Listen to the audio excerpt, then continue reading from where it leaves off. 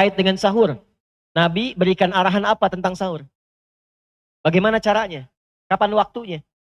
Kalau kita ikuti, maka perhatikan apa yang Allah jaminkan. Yuhibbukumullah, Allah turunkan cintanya. Cinta Allah diturunkan langsung kepada hamba yang mau mengikuti arahan Nabi. Wa yaghfir lakum dzunubakum. Lalu setelah cinta Allah diturunkan, digugurkan semua dosa yang pernah dikerjakan selama hidupnya. Ini mahal ini. Hati-hati ya, ini mahal. Jadi jangan dikira mengerjakan amalan sunnah itu, khususnya di bulan Ramadan, itu amalan biasa. Jadi ketika Allah mencintai seorang hamba, dibuka semua aksesnya. Apa yang diminta? Nah, tapi Allah mengajarkan pada kita. Kalau cinta Allah sudah turun, akses semua dibuka, mau minta apapun diberi, maka pemberian tertinggi itu ampunan dari semua dosa. Jadi kalau orang diampuni dosanya, artinya hilang buruknya, tinggal muncul yang baiknya. Kalau sudah baik, dikasih harta berapapun digunakan pada yang baik. Dikasih jabatan apapun, pasti kebijakannya baik. Dikasih ilmu seluas apapun, pasti berbaginya baik. Nah, itu pondasi yang mahal. Jadi maaf nih ya, para ayah, ibu, dan teman-teman dimanapun berada, puasa itu membentuk karakter. Kalau seseorang sudah menjadi baik, maka semua yang ia kerjakan dalam hidupnya otomatis baik. Kalau iman dipadukan dengan takwa, dan kita gunakan iman dan takwa itu untuk menaati Allah, apa yang terjadi? Akan dibuka semua akses langit dan bumi yang memudahkan kehidupan kita. Dibuka aksesnya. Dan yang dibuka bukan cuma akses yang berkah, yang baik semua. Jadi kalau doa belum mengangkat tangan itu bisa terjawab. Baru terbersit dijawab. Sepanjang baik yang dimintakan. Kalau kerja, maaf ya, tidak susah. Tidak susah. Dia baru bergerak, rezeki datang. Baru bergerak, rezeki bisa datang. Karena dibuka aksesnya. Ada di mana ditemukan ketentuan itu? Di Quran surah 7 Al-A'raf. Di ayat 97. Nah ini materi yang sederhana, singkat, padat, tapi penting untuk kita lakukan. Saking pentingnya, Nabi sampai mengatakan dengan kata inna. Fa inna, saya tegaskan kata Nabi itu.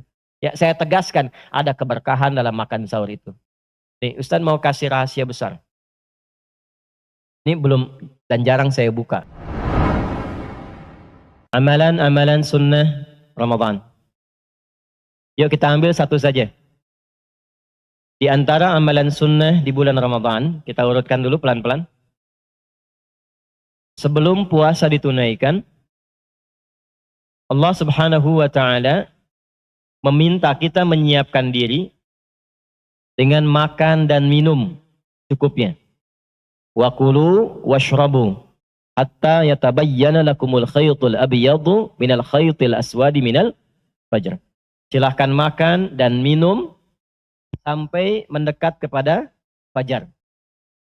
Nabi memberikan penjelasan aktivitas makan dan minum itu disebut dengan sahur namanya. Apa namanya? Sahur. Tadi sahur tidak? Baik. Jadi yang pertama, sahur itu adalah di antara amalan sunnah di bulan Ramadan. Sunnah itu artinya begini. Kalau kita kerjakan, dapat pahala. Jelas? Satu. Kalau kita kerjakan, dapat apa? Nah, dikerjakan di luar Ramadan dengan dikerjakan di dalam Ramadan itu beda. Misal, kita ingin puasa Senin, tapi di luar Ramadan. Lalu sahur dulu. Mengerjakan amalan sunnah itu dapat pahala. Sekali dikerjakan 10 kebaikan. Man jaa'a bil hasanati falahu asyru amsalihha. Quran surah 6 ayat 160. Tapi kalau dikerjakan di Ramadan, itu dikalikan lipat lagi, ya minimal setidaknya, au kama aradahu subhanahu wa ta'ala, ya itu setidaknya kali 10 kali lipat lagi. Jadi bisa dibayangkan tuh, ya biasa dapat pahala A, ketika masuk Ramadan sahur, itu pahalanya digandakan lebih daripada sebelumnya. Ya, satu bagian ya. Awas, ini kapan lagi makan dapat pahala tuh? Ya, minum dapat pahala. Pahala itu nanti kelihatannya sebelum meninggal. Ya. Meninggal itu tandanya matanya terpejam. Ya. Tidak sadar tuh. Ya. Dan nggak bangun lagi tuh. Ya. Coba cek teman di sampingnya kalau ada yang mata terpejam, tidak sadar, ya. Cek kalau nggak bangun lagi, nanti kita sholatkan sama-sama itu. Ya, ini masih sadar, ya. Jadi yang pertama kita sampaikan, pahala itu dimunculkan oleh Allah kepada kita saat sakaratul maut. Ditampakkan langsung surganya, hasil dari amalan kita. Ya, itu ada di Quran surah 89 ayat 27 sampai 30. Ya ayyatuhan nafsul mutmainnah, irji'i ila rabbiki radiyatan mardiyah. Fadkhuli fi ibadi wadkhuli. Nah, ibadi itu sifat ibadahnya. Yang rajin ibadah itu namanya abdun, jamaknya ibadun. Jelas ya? Ya. Engkau golongan hambaku yang rajin ibadah. Karena itu pulangmu baik, husnul khatimah. Ini aku tampakkan hasil ibadahmu. Ini pahalamu, ini surganya. Wadkhuli jannati. Nanti yang rajin puasa ditampakkan pintu masuknya, ar-rayyan. Yang rajin tahajud dibuka, tampakkan pintu sholat tahajud, babu tahajud namanya. Ditampakkan saat akan wafatnya. Itulah yang menjadikan ahli ibadah yang benar itu ketika akan meninggal senyum. Dan sesuai ibadahnya. Ahli Quran, mau meninggalnya tuh tilawah. Ya, pernah lihat ya, sekarang ditampakkan tuh banyak di YouTube tuh, mau meninggal bisa baca Quran dulu tuh. Ya. Ahli sholat meninggalnya dalam keadaan sujud. Ya. Ahli sedekah, ada yang sudah memberi tiba-tiba pulang meninggal. Gitu ya. Nah, jadi biasakan kebiasaan yang baik, dengan itulah kemudian kita diwafatkan. Ya, kembali kemudian ke waktu sahur. Diberikan pahala yang sangat luar biasa. Satu, keutamaan sahur. Allah berikan pahala dengan niat kita menunaikan itu dengan ketaatan kepada Allah dan Rasulnya. Satu. Dua, kalau cara sahurnya ikut arahan Nabi. Saya ulang ya. Kalau cara sahurnya ikut arahan Nabi, maka ditambah bonus. Bonusnya, mendapatkan cinta Allah plus ampunan dari semua dosa yang pernah ia kerjakan. Itu ada di Quran, surah ketiga Ali Imran di ayat 31. Yuk sama-sama yang sudah hafal. Qul in kuntum tuhibbunallaha fattabi'uni yuhbib wa yaghfir lakum dunubakum. Perhatikan kalimatnya. Qul in kuntum tuhibbunallaha, Muhammad viralkan pada umatmu. Katakan, jika mereka, kalian semua itu serius mencintaiku, fattabi'uni, maka ikuti petunjuk-petunjuk Rasulullah. Terkait dengan sahur, Nabi berikan arahan apa tentang sahur? Bagaimana caranya? Kapan waktunya? Kalau kita ikuti, maka perhatikan apa yang Allah jaminkan. Yuhbibkumullah, Allah turunkan cintanya. Cinta Allah diturunkan langsung kepada hamba yang mau mengikuti arahan Nabi. Wa yaghfir lakum dunubakum. Lalu setelah cinta Allah diturunkan, digugurkan semua dosa yang pernah dikerjakan selama hidupnya. Ini mahal ini. Oh, hati-hati ya, ini mahal. Jadi jangan dikira mengerjakan amalan sunnah itu, khususnya di bulan Ramadan, itu amalan biasa. Kalau serius, datang cinta Allah. Saya tanya ibu ya Bu ya. Bapak juga masuklah di depan ini. Kalau orang tua sangat cinta kepada anak, apa yang anak minta diberi nggak? Ya. Kalaupun tidak ada yang diminta, pasti akan diusahakan. Ya. Sifat orang tua begitu, walaupun minjam. Karena cinta. Allah apa yang tidak punya? Semua dipunyai karena dia maha. Maha segalanya. Jadi ketika Allah mencintai seorang hamba, dibuka semua aksesnya. Apa yang diminta? Nah, tapi Allah mengajarkan pada kita. Kalau cinta Allah sudah turun, akses semua dibuka, mau minta apapun diberi, maka pemberian tertinggi itu ampunan dari semua dosa. Nah, saya tanya begini, kalau dikasih uang 100 miliar mau nggak? Nah, tapi masih ada dosanya. Huh? Ya, nih saya tanya. Dikasih 100 miliar ada dosanya atau tidak dikasih apapun cuma dosa hilang, pilih mana? Oh, masa? Huh? Itu yang korupsi milih tuh dapat uang tuh walaupun berdosa kan? Huh? Nah, itu tidak mudah tuh. Nah, amalan sunnah itu melatih kita memiliki sikap itu. Gimana caranya bersikap baik? Gitu. Jadi kalau ditampakkan uang banyak pun kalau mengandung yang salah, itu kalau sudah terbiasa mengamalkan amalan sunnah tidak tertarik. Mau berapapun. 1 triliun. Tapi haram. Ah, tidak. Terus maunya apa? 1 triliun halal. Misalnya, ya 1 juta halal, 100.000 halal. Apa yang sudah dilatih lewat amalan itu menjadi kebiasaan. Dan dahsyatnya amalan sunnah itu membentuk karakter, kepribadian yang kuat. Jadi itu yang pertama. Melahirkan pahala. Kedua, mendatangkan cinta Allah. Ketika cinta Allah diturunkan, maka yang pertama Allah berikan ampunan dari semua dosa. Jadi kalau orang itu sudah hilang dosanya, dosa itu kan sifat salah. Salah itu cerminan dari perbuatan buruk. Buruk itu lawannya baik. Kalau kita ingin tahu sesuatu, cari lawannya. Buruk lawannya baik. Kalau buruknya hilang, berarti yang muncul tinggal apanya? Baiknya. Itulah di Quran sering ditampilkan gini. Perhatikan kalimatnya. Inna fi khalqis samawati wal waqtilafil laili wan nahar. Pergantian siang dan malam. Ditunjukkan kalau malam tiba, siang nggak ada. Kalau siang tiba, malam tidak ada. Itu menunjukkan sesuatu yang berlawanan. Kalau pengen tahu sesuatu, cari lawannya. Ya. Apa lawan hitam? Apa lawan laki-laki? Perempuan. Di sini laki-laki semua. Berarti yang tidak ada siapa? Perempuan. Di sana di atas, perempuan semua. Yang tidak ada siapa? Laki-laki. Kalau buruknya hilang, berarti yang ada tinggal apanya? Baiknya.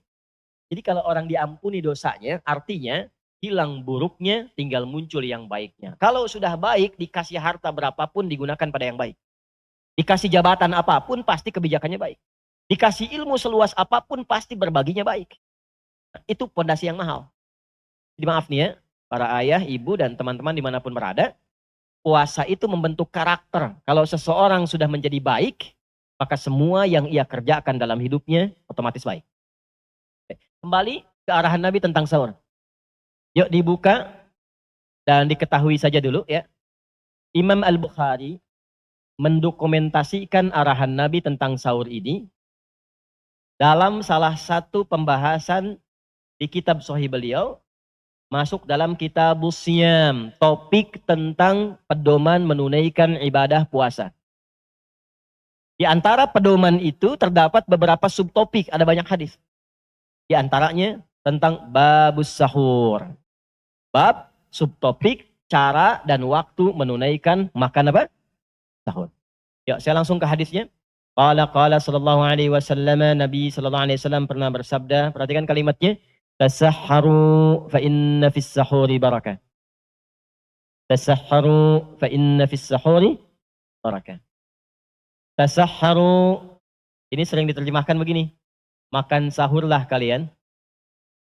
Fa inna fis sahuri, karena dalam makan sahur itu barakah, terdapat berkah. Ya, pelan-pelan ya.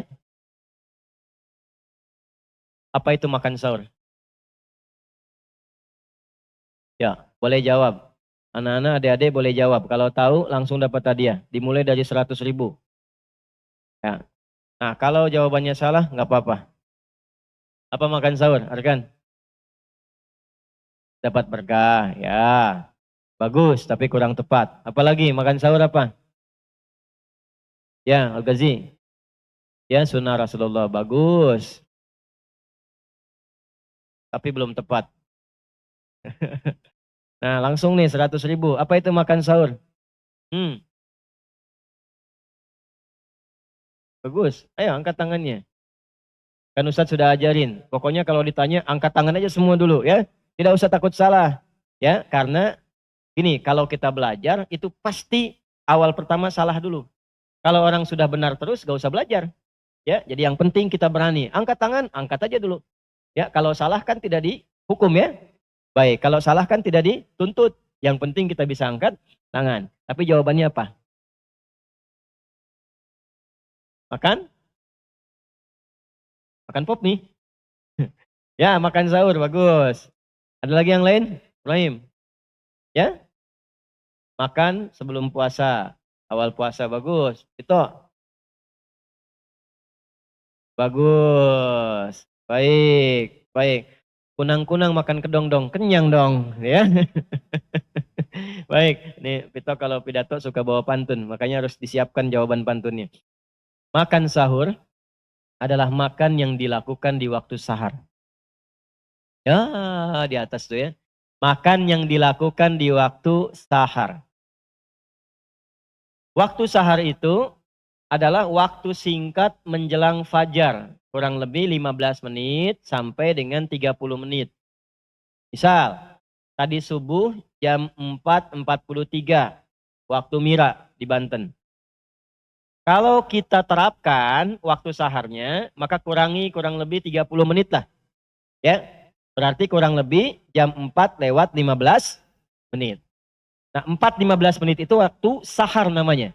Jamaknya, jamak dari sahar itu asharun. Ashar. Yo, siapa yang bisa nemukan ayat, di situ ada kata ashar, angkat tangan. Yang perempuan boleh langsung suara. Siap gitu. Ashar, coba temukan. Hitung sampai 3. 1, 2, 3. Waktu habis, hilang 100.000.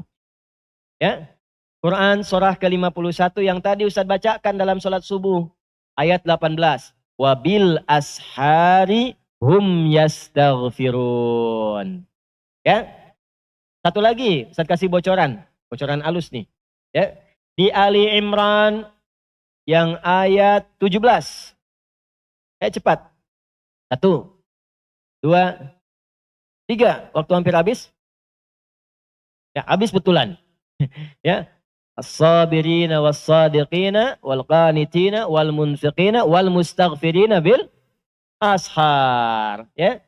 Nah, ada waktu menjelang fajar namanya sahar. Semua kegiatan yang dikerjakan di waktu sahar disebut dengan sahur namanya. Jadi yang pertama, petunjuk Nabi, makan sahur itu kalau mau dikerjakan, lakukan menjelang fajar. Ya, jangan terlalu awal. Kalau terlalu awal boleh tidak? Boleh. Boleh saja nggak apa-apa. Tapi tidak masuk kategori dari pedoman Nabi. Makan tetap makan. Kenyang tetap kenyang.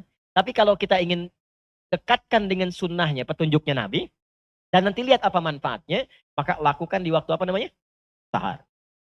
Ya, apa yang kita dapatkan di situ? Fa inna fis sahuri barakah. Kalau makannya waktu sahur, dapat berkahnya.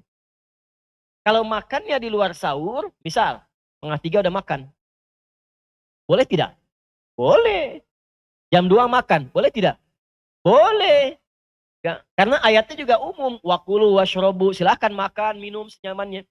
Hatta yatabayyana lakumul khaytul abyadu minal khaytil aswadi minal fajar. Sampai dekat-dekat ke fajar.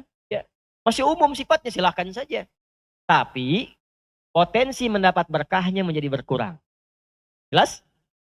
Nah, kalau kita ingin makan, dekatkan itu ke waktu-waktu yang disebut dengan waktu sahar namanya. Menjelang apa? Fajar. Baik, jelas waktunya? Jadi kalau mau makan sebelum puasa, makannya di waktu apa namanya? Sahar. Untuk itu makannya disebut makan apa? Sahur.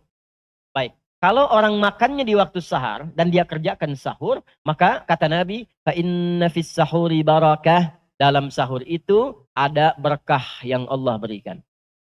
Nah, apa itu berkah? Kembali dimulai dengan 100.000. Ayo, yang di atas, yang perempuan. Ya, anak-anak yang SD ya. Kalau dibisiki oleh orang tua atau gurunya, maka gugur hadiahnya. Baik. Barakah. Kita memang belum belajar untuk tambahan. Barakah. Untuk orang tua dan teman-teman dimanapun berada. Ziyadatul khair. Ziyadatul khair wastimraruhu. Itu lengkapnya demikian. Ya. Meningkatnya hal-hal baik dan konsisten dijalankan selama berkehidupan. Meningkatnya hal-hal baik dan konsisten dijalankan selama berkehidupan. Coba lihat pelan-pelan ya. Ini ilmunya agak mahal. Saya mohon izin untuk fokus sebentar. Dan teman-teman juga dimanapun berada.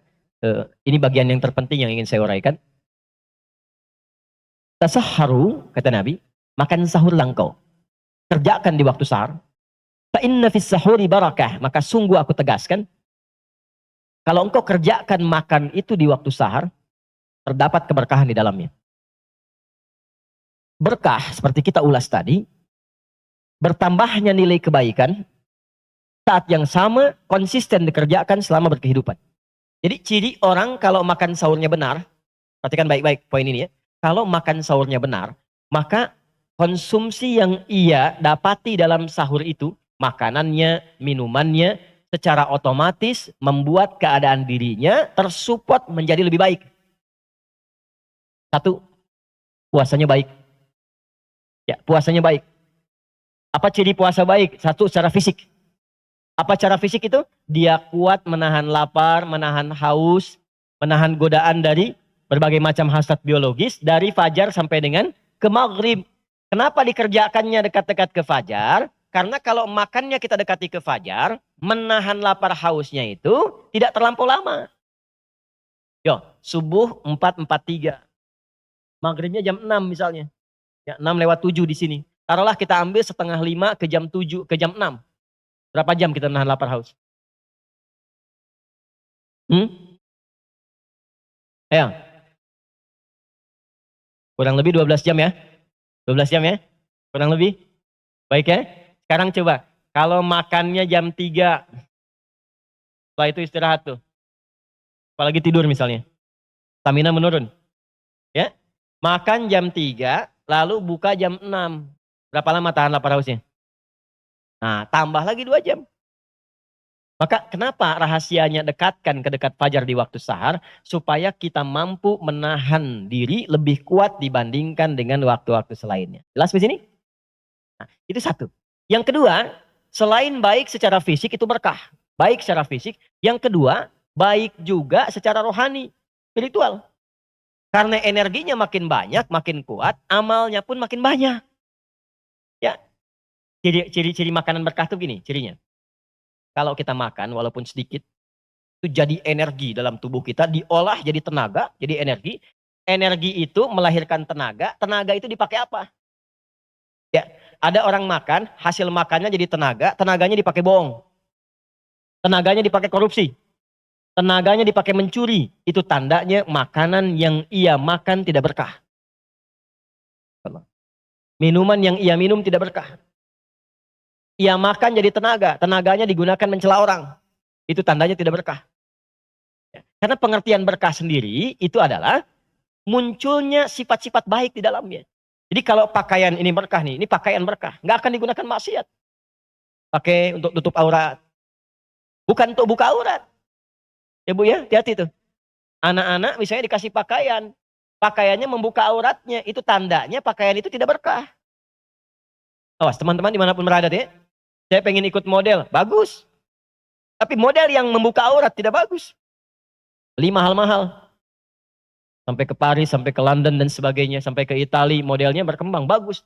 Gak apa-apa, bagus modelnya. Tapi ketika pulang ternyata aurat terbuka. Alih-alih ditutup, dibuka. Itu tandanya walaupun mahal, tidak berkah dia. Jelas? Pakaian, kita gunakan sholat. Kita gunakan ibadah. Gunakan mencari nafkah dengan niat mencari yang halal. Gunakan tilawah, gunakan merawat anak, tutup aurat, berkah pakaian itu. Sekarang coba cek. Makanan, minuman yang kita hadirkan dalam keseharian kita, kalau ingin melihat ada berkahnya tidak, tinggal dicek dari yang makan dan minumnya. Ya. Jadi kalau ada yang makan dan minum, di anggota keluarganya, dan berubah dia, ya dari sifat-sifat kebaikan standar yang melekat kepadanya. Kalau anak belum hisab tuh nggak ya tahan diri dimulai sejak bangun tidur sudah baik. Itu pesannya. Di orang Islam itu dilatih lewat puasa, bangun tidur itu sudah punya sifat baik. Jangan sampai bangun tidur pikirannya tidak baik. Bangun tidur rencana kegiatannya tidak baik.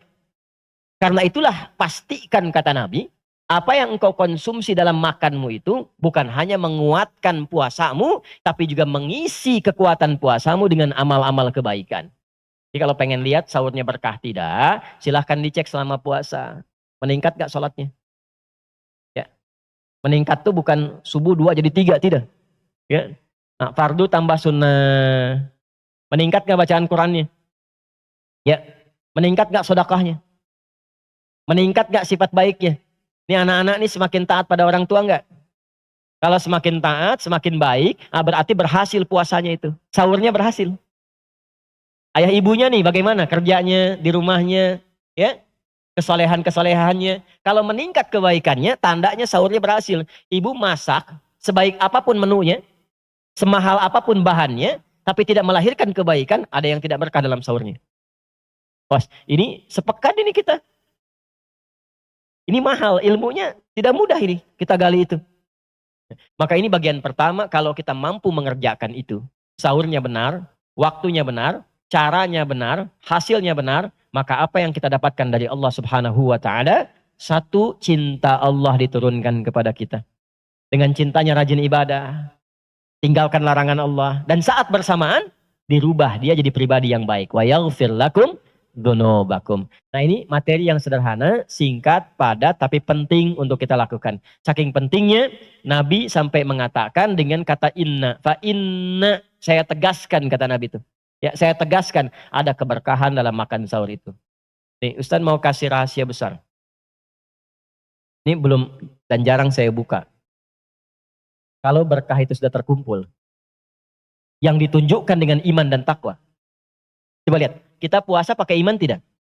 Pakai iman, karena itu perintahnya ya ayyuhalladzina amanu. Kita saat puasa berlatih takwa tidak? Berlatih, karena itu ujungnya la'allakum tattaqun. Kalau iman dipadukan dengan takwa dan kita gunakan iman dan takwa itu untuk menaati Allah, apa yang terjadi? Akan dibuka semua akses langit dan bumi yang memudahkan kehidupan kita. Dibuka aksesnya. Dan yang dibuka bukan cuma akses yang berkah, yang baik semua. Jadi kalau doa belum mengangkat tangan itu bisa terjawab. Baru terbersit dijawab. Sepanjang baik yang dimintakan. Kalau kerja, maaf ya, tidak susah. Tidak susah. Dia baru bergerak, rezeki datang. Baru bergerak, rezeki bisa datang. Karena dibuka aksesnya. Ada di mana ditemukan ketentuan itu? Di Quran surah 7 Al-A'raf. Di ayat 97. Ya. Ayo yang hafal. Walau anna ahlal qura amanu wattaqau lafatahna alaihim barakatim minas sama'i wal ard. Kalaulah bukan satu dua orang, satu penduduk negeri, sekampung. Ya. Ini sebanten nih. Pandeglang, Serang, ya, masuk Tangerang, Cilegon, Merak dan sebagainya, atau yang di Bekasi, yang di Medan, di Madura, yang di luar negeri, itu kompak bikin. Kenapa Quran mensupportnya walau anna ahlal qura? Kenapa disupportnya itu berjamaah? Ingin memberikan kesan, salah satu maknanya, kalau soleh jangan sendirian. Ya, suami soleh aja istri, aja anak-anak. Tetangga soleh, tunjukkan kesolehannya pada yang lain supaya terbawa. Ya, supaya semua jadi soleh. Kalau semua jadi baik, imannya bagus, takwanya bagus, kata Allah, bukan cuma kamu fulan. Bukan hanya engkau fulan. Teman-temanmu, tetanggamu, kerabatnya pun akan dibuka aksesnya oleh Allah. Apa yang dibuka? Barakatim minas sama'i wal ard. Semua yang baik di langit di bumi. Ya, kalau nggak percaya ya, nih bikin komunitas nih orang tua santri nih ya. Silahkan bikin komunitas. Komunitasnya khusus untuk berlatih menaati Allah. Ya, mulai dari rajin tahajud, misalnya ngingatkan, baca Quran ngingatkan. Itu demi Allah saya katakan keberkahan akan datang. Satu, ketenangan. Yang kedua, sifat berbagi. Ya, yang beli mangga si fulan, yang dapat makan si fulan. Itu otomatis tuh. Buka usaha baru bisa berbagi tuh. Ya, karena dibuka aksesnya. Allah buka. Gak percaya silahkan cek. Gak percaya silahkan cek. Ya. Kata Allah itu sederhana. Walau anna ahlal qura amanu wattaqau, iman dan takwa. La fatahna alaihim barakatim minas sama'i wal ard. Semua yang baik aku buka aksesnya. Cuman sayang. Ya.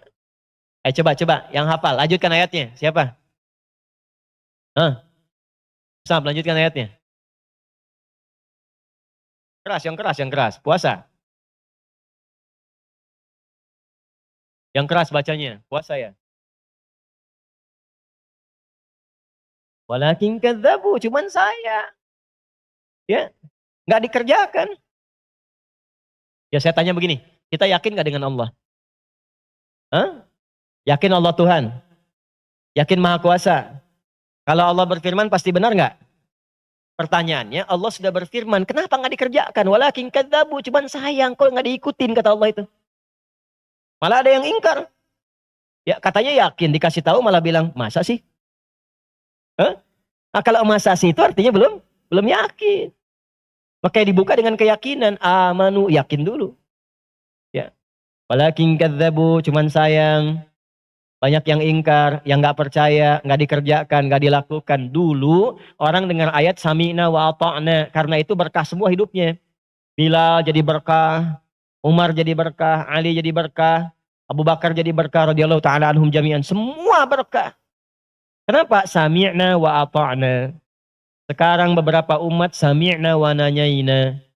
Eh?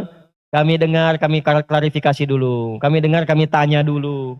Kami dengar, kami perjelas dulu. Kalau menguntungkan secara pribadi kerjakan. Kalau capek nawar. Hah? Nah itu makanya nggak dapat sempurna. Sebetulnya teorinya sederhana. Yang punya dunia siapa? Allah. Baju dunia bukan nih. Makanan dunia bukan. Kalau pengen dari ujung kepala nih, mumpung kalian masih kecil-kecil nih ya. Adik-adikku ya, anak-anakku. Mumpung masih kita baru mulai belajar. Kalau pengen dari ujung kepala sampai ujung kaki, dimudahkan oleh Allah, dikasih. Ya, kasihnya bukan malaikat langsung turun, tidak. Ya, nanti lewat hamba yang lain, si fulan datang dari ujung kepala tuh. Peci Allah kasih, nggak beli. Kacamata Allah kasih, baju Allah kasih, sampai sarung, sampai kaos kaki. Gampang kuncinya. Dari sekarang kalian dekati Allah, rajin sholat. Selesaikan Al-Quran. Ngantuk, lawan. Ya, setan pasti tidak mau itu. Baru pegang mushaf, sudah ngantuk. Pegang bola, segar lagi kalian. Huh? Coba kasih bola ini sekarang, lari semua. Ya, nah, setan begitu. Ya. Itu hobinya dikasih begitu. Hobi apa? Hobi main golf, hobi bulu tangkis. Itu kalau baca Quran ngantuk, dikasih bat itu, ya bisa main. Dikasih raket bisa main. Itu, ya. Gimana hobinya? Di situ setan masuk. Ya Bu ya. Gitu. Jadi apa yang dikatakan pertama kali, sahur itu merubah pribadi kita lebih baik. Sahur itu meningkatkan ketaatan kita kepada Allah. Jadi ayo kita sama-sama termasuk saya pribadi, kita koreksi diri kita sampai dengan detik ini, perbaiki sahurnya. Perbaiki implementasi pengamalan dari sahur kita, maka dengan perbaikan itu semoga Allah berkenan memberikan keberkahan dalam kehidupan kita. Ya. Baik, teman-teman dimanapun berada, ini akhir dari kajian kita. Kita berdoa mudah-mudahan kita diberikan kebaikan oleh Allah Subhanahu Wa Taala. Kesimpulannya adalah puasa melatih kita menjadi pribadi yang lebih baik. Sahur, amalan pertama yang memberikan inspirasi dan kesan kepada kita supaya kita menjadi pribadi yang lebih kuat secara fisik, intelektualitas kita terjaga, dan juga spiritual kita meningkat sehingga dengan ketiganya kita optimalkan, insya Allah menjadi pribadi yang lebih berkualitas, lebih mulia dan terjaga sampai kembali pada Allah Subhanahu Wa Taala. Kita berdoa mengakhiri kajian kita. Allahumma taqabbal minna innaka antas sami'ul alim wa tub 'alaina innaka antat tawwabur rahim. Allahumma rabbana atina fid dunya hasanah wa fil akhirati hasanah wa qina adzabannar. Allahumma faqihna fid din wa 'allimna ta'wil. Barik lana ya arhamar rahimin fi kulli umurina wa fi 'umrina wa barik ya Allah hadzal ma'had wa man hawlahu minal jiwar ya arhamar rahimin. Sallallahu ala sayyidina Muhammad wa ala alihi wa sahbihi ajma'in. Wa akhiru da'wana subhanakallahumma rabbana wa bihamdika nashhadu an la ilaha illa anta nastaghfiruka wa natubu ilaik. Walhamdulillahi rabbil alamin. Demikian, adik-adik silakan siap-siap. Sebelum ditutup, ingat. Asrama sudah bersih? Kasur sudah rapi? Akan diinspeksi. Kalau belum, yang punya kasurnya, yang tidur di situ tidak boleh pulang dulu. Ya. Yang kedua, tempat tidur intikaf kalian yang di masjid juga harus dirapikan. Rapikan masing-masing. Ustadznya contohkan cara melipatnya, cara nyimpannya. Yang tidak rapi akan diketahui, maka tidak boleh pulang dulu. Jelas? Harus rapi, harus bersih seperti saat kita datang. Jelas? Baik, kita akhiri. Assalamualaikum warahmatullahi wabarakatuh.